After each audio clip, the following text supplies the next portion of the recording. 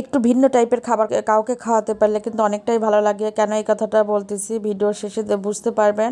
Hello everyone, আসসালামু আলাইকুম। কেমন আছেন সবাই? আলহামদুলিল্লাহ, আমি তো অনেক ভালো আছি। তো এখান থেকে হচ্ছে কাঁঠাল পেড়ে নিলাম। এটা কিন্তু অনেক আগের একটা ভিডিও।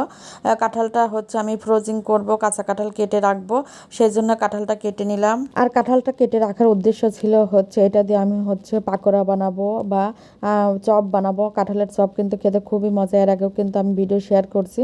তো কাঁঠালগুলো কেটে নিচ্ছে। কাটা কিন্তু একটু কষ্ট, যে আমাদের বুবি খুব ভালো কাটতে পারে। তো কেটে নিচ্ছি, কেটে এটা ভাপ দিয়ে রেখে দেবো আর রান্নাও করব একটু। তো সেটা রেখে দিছিলাম, সে কীভাবে আমি ফ্রোজিং করছিলাম সেই জন্য একটু শেয়ার করতেছি। এটা হচ্ছে কেটে সুন্দর করে ভাপ দিয়ে ফ্রিজে রেখে দিছিলাম। তো দেখেন কি সুন্দর করে কেটে দিচ্ছে। আর আমাদের বুবি এই কাজগুলো খুবই ভালো পারে। আমি আসলে কাঁঠাল কাটার কাজটা অত ভালো পারি না, আর আমাদের বুবি থাকাতে ওই এই কাজগুলো করে। তো এই যে ফ্রোজিং করে রাখার পরে সেইগুলো আমি ফ্রিজ থেকে বের করে নিয়ে হচ্ছে চপ বানাবো আর হচ্ছে অন্য অন্য অনেক কিছু রান্না করবো। আসলে আজকে রান্না করার উদ্দেশ্য হচ্ছে আমি যে গতকালকে একটা ভিডিও শেয়ার করছি যে আমার খালার বাসায় দাওয়াত ছিল, তো ওই খালাকে আমি কিছু খাবার পাঠাবো রান্না করে। তো এই জন্যই হচ্ছে এত আয়োজন। আমার ওই কাঁঠালের চপ বানায় খালাকে দেবো আর অন্য অন্য অনেক কিছু রান্না করবো। আসলে অন্য অন্য যেগুলো খাবার খাওয়া সেগুলো তো কমন, এই জন্য একটু ভাবছিলাম আনকমন কিছু রান্না করে হচ্ছে খালাকে খাওয়াবো। তো এই জন্য সাথে চপটা করব।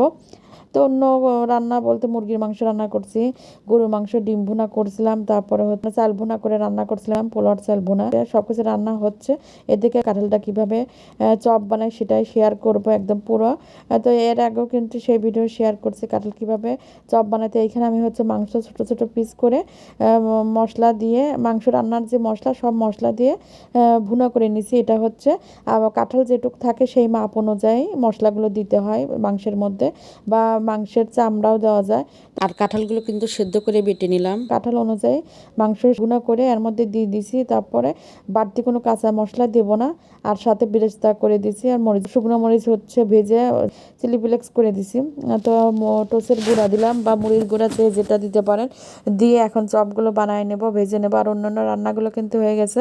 আসলে দুপুরে খাবারটা পাঠাবো। আরও অন্য অন্য দিনও খাওয়াইছি, কিন্তু সেদিন হচ্ছে পোলাও মাংস অন্যান্য খাবার ছিল। তো ভাবলাম যে একটু ভিন্ন টাইপের খাবার এটা পাঠায়, এতে হচ্ছে ভালো লাগবে। কাঁঠালের চপ আসলে কেউ বানায় নাই। তো আমি খালাদেরকে একটু আনকমন দেখে খাওয়ানোর জন্য এই কাজটা করতেছি। আর ফ্রোজিং করে অনেক আমি কাঁঠালগুলো রেখে দিছি, যেন মাঝে মাঝে এই খাবারগুলো বানিয়ে খেতে পারি। আনকমন জিনিস খেতে কিন্তু অনেকটাই ভালো লাগে। তো এই যে ভেজে নিচ্ছি। আর অন্য অন্য সব রান্না হয়ে গেছে। আসলে খালু খুব ভুনা খিচুড়ি পছন্দ করে দেখি কিন্তু আমি আজকে এই রান্নাগুলো করতেছি। আর বাসায় আসতে বলিনি, এই জন্য খালাদের সময় নেই, বাসায় অনেক কাজ করতে হচ্ছে। খালাদের ডেট হয়ে গেছে আমেরিকাতে যাওয়ার, এই জন্য হচ্ছে বাসায় আসতে বলি নেই। তো সব কিছু রেডি করে খাবারগুলো পাঠা দিচ্ছি বাসাতেই। আর দেখা যায় খালারা 2-1 বছর পর পর দেশে আসে, তো খুব খারাপও লাগতেছে। আর দেখা হবে না, খালারা চলে যাবে। তো কাঁচা কাঁঠালের চপটা কেমন হলো বানানো সবাই একটু কমেন্ট করবেন। সবাই ভালো থাকবেন। আল্লাহ হাফেজ, আসসালামু আলাইকুম।